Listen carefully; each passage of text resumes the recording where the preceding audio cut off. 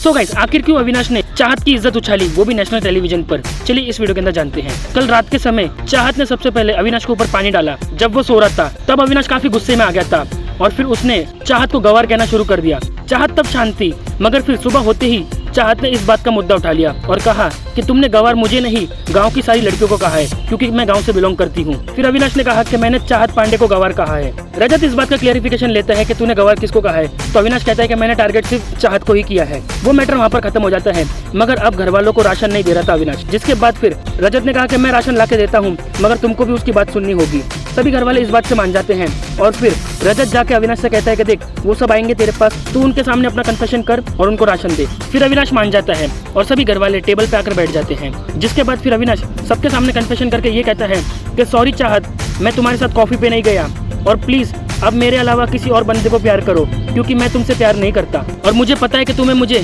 Shirtless देखना बहुत पसंद है। ऐसा आपको बताते कि यहाँ पर अविनाश चाहत पर पर्सनल अटैक कर रहा था, क्योंकि जब वो दोनों एक सीरियल के अंदर काम कर रहे थे तब चाहत अविनाश को लाइक करने लगी थी और यही झगड़ा अब अविनाश नेशनल टेलीविजन पर लेकर आया और कल बिग बॉस के घर के अंदर सबके सामने ये कन्फेस किया। उसके बाद तो चाहत काफी भड़क जाती है और कहती है कि एक लड़की की इज्जत तुम कैसे उछाल सकते हो, ये काफी पर्सनल था। इसके बाद तो करणवीर भी चाहत के सपोर्ट में आता है, मगर अविनाश को अपने किए पर बिल्कुल भी रिग्रेट नहीं होता। तो एलिस और ईशा भी अविनाश का सपोर्ट कर रहे थे। सो गाइस, अब देखना ये होगा कि वीकेंड के वार पर सलमान इसके बारे में बात करेंगे या नहीं।